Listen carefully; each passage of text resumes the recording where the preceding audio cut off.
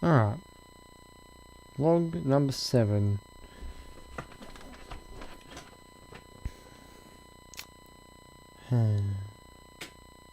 Number 8? Number 8?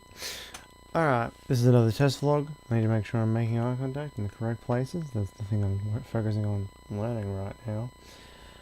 But this is a continued update of what I'm doing with this vlogging channel, my current plan today. I had more in mind before I had to sit and fiddle with everything, so I've got to get some gear. The program I've been recommended is DaVinci Resolve, which will allow me to do some kind of editing. I think I'm going to do some drawing things. I'm going to do some sketchbook tours. I have some old sketchbooks that I could go through and talk about a little bit.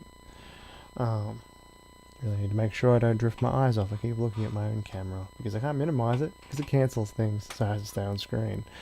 But I've got some little googly eyes on my webcam, so I can look at you, my viewer. This video might go live, but I'll probably end up taking it down, purely because I want to start fiddling with some analytics. One thing I thought I might do today is go over some of my old video stuff.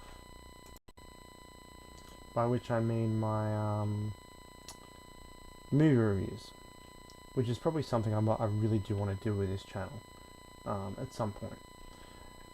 But I thought I might go over some of my old scoring lists and just pick out the stuff that I found particularly interesting about some of these. So I did a whole range of movies, like to go from the top, I guess. I read Blake Snyder's Save the Cat last year. Near the start of last year, I got really into screenwriting, and that's part of what broke me out of drawing for a whole year, because I'm very obsessive like that.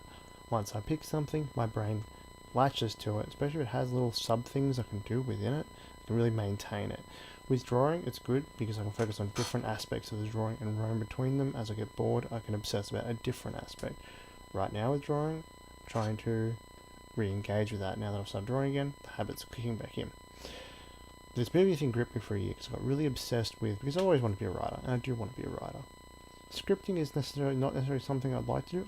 I would love it, actually, but if I'm being realistic, well, I'm trying to get past that sort of thing if I want to be creative.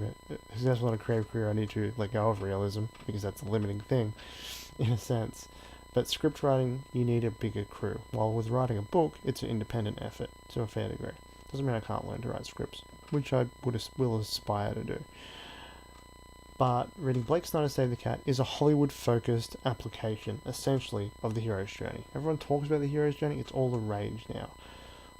And I went through a couple of phases because I read this book and went, this is dope, especially because I was comparing it to Dan Harmon's Story Circle and the hero's journey. I've really been obsessed with the idea of formula storytelling because partly that's a fear thing, procrastination. I wanted something to take responsibility of creativity, some tracks to drive in for writing. And I definitely got that in a very real way with reading Save the Cat, because it made the hero's journey passable. The hero's journey always seemed esoteric and I couldn't actually pull anything out of it, except for really way too specific things. The Save the Cat, the beat sheet, Blake Snyder's beat sheet, applies the hero's journey to modern movies. When I first did it, I got way into it and started thinking this is it. All movies is, especially when I went through and I wrote down his 15 points and I put them on a little spin down timer that I could then have up while I watched movies. I would watch the movie and keep an eye on when the things were happening from Blake Snyder's prediction thing. For example, the midpoint is a big reveal usually. The 75% point is generally all is lost. The hero is furthest from their goal, they have a bad time. 12 minutes in, the catalyst happens, something actually starts the journey. There's all these little linchpin points that are pretty universal, and I knew of them, but I didn't know how prevalent they were in Hollywood filmmaking. And even non-Hollywood stuff, it's still there to a degree.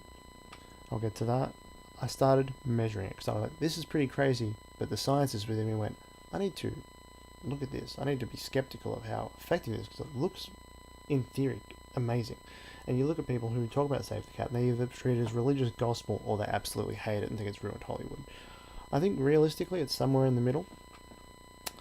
So I made this chart.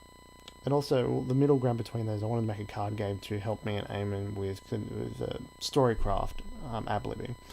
So I made this, I got the hero's journey and I condensed it into a turn-based game where one person was focused on plot and one person was focused on theme development.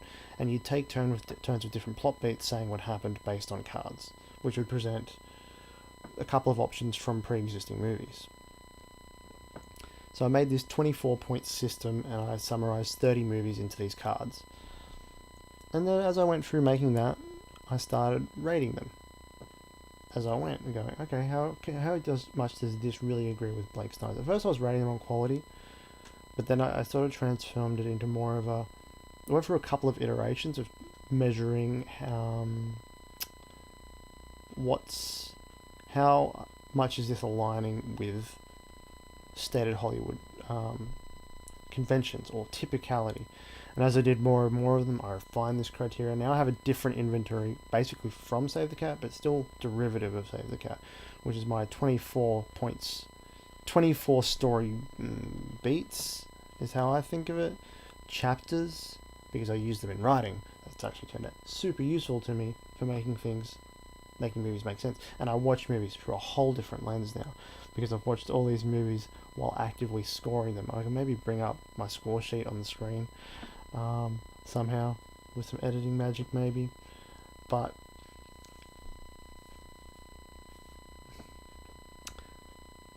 I'll have to show the actual proper thing on the screen. But right now, I went through, I made all these notes on all these movies, and this is my opinion now. Save the Cat is very correct still, but also not as correct as it seems. It's correct through the lens of Blake Snyder. If you watch movies, specifically family comedies, which is what Blake Snyder was interested in writing, you look at those movies from the 90s, which is when he was operating, he is summed up exactly.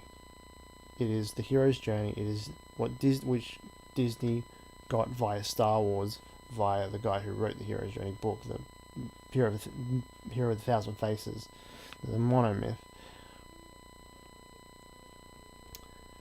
But because Blake Snyder published this book, and that has undoubtedly warped the way Hollywood handles things, because Hollywood's looking for easy ways to streamline that process.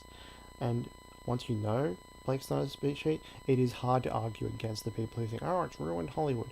But, my opinion, it was going to happen anyway, because this stuff predates Blake Snyder. He's most right about movies in the 90s. Of course. More modern movies are starting to subvert it by bringing this formula into existence, putting us through an awful phase of 5 years of really formulaic movies, and we still get them. Especially like kids' movies, but the formula is used because it works. It's really effective storytelling. It's just because I'm so sensitive to it now, I can go, oh, they are just going down the ingredients list. They're using it. I think the best way to think of Save the Cat is as an armature. It's like in art, we talk about you need to know composition so you can break the rules of composition. That's what Blake Snyder's beat sheet is. You need to know the rules of conventional storytelling so you can break those rules effectively and not accidentally slip into cliche. Because a lot of these people, maybe they're not even aware of Save the Cat. I don't know. They ended up going into a movie. That's just my general thoughts on this. And I think this definitely is something I do want to dive into as a more general channel thing. Thank you.